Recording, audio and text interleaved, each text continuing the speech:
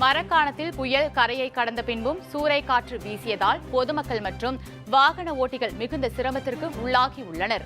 வங்கக்கடலில் உருவான காற்றழுத்த தாழ்வு மண்டலம் புயலாக மாறி நேற்று இரவு கரையை கடந்தது.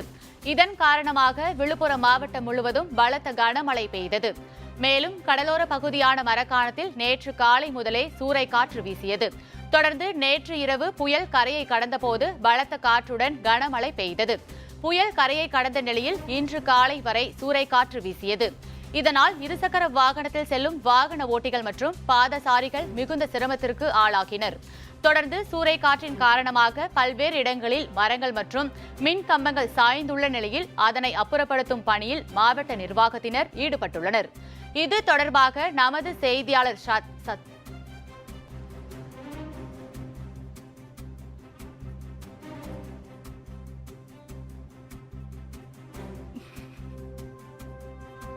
வங்கக்கடலில் உருவான காற்றழுத்த தாழ்வு மண்டலம் புயலாக மாறி நேற்று இரவு கரையை கடந்தது. இதன் காரணமாக விழுப்புரம் மாவட்டம் முழுவதும் பலத்த கனமழை பெய்தது.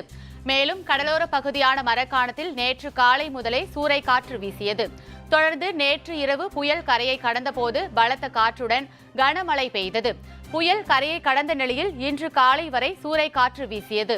இதனால் இருசக்கர வாகனத்தில் செல்லும் வாகன ஓட்டிகள் மற்றும் பாதசாரிகள் மிகுந்த சிரமத்திற்கு ஆளாகினர். தொடர்ந்து சூறைக்காற்றின் காரணமாக பல்வேறு இடங்களில் மரங்கள் மற்றும் மின் கம்பங்கள் சாய்ந்துள்ள நிலையில் அதனை அப்புறப்படுத்தும் பணியில் மாவட்ட நிர்வாகத்தினர் ஈடுபட்டுள்ளனர். இது தொடர்பாக நமது செய்தியாளர் சதீஷ் தரும் கூடுதல் தகவல்களை கேட்கலாம். வங்கக்கடலில் உருவான காற்றழுத்த தாழ்வு மண்டலமானது புயலாக மாறி நேற்று இரவு கரையை கடந்தது. இதன் காரணமாக விழுப்புரம் மாவட்டம் முழுவதும் பலத்த மழையானது கொட்டி தீர்த்தது. மேலும் கடலோர பகுதியான மரக்காணத்தில் நேற்று காலை முதலே சூறைக்காற்றானது வீசியது. நேற்று இரவு புயல் கரையை கடக்கும் பொழுது கனமழை கூடிய பலத்த காற்றானது வீசியது.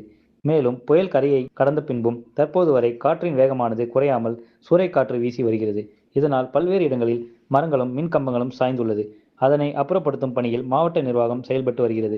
மேலும் புயல் கரையை கடந்து பின்பும் தரைக்காற்று அதிகமாக இருப்பதால் இருசக்கர வாகனத்தில் செல்லும் வாகன ஓட்டிகள் மிகுந்த சிரமத்திற்கு உள்ளாகி வருகின்றனர்.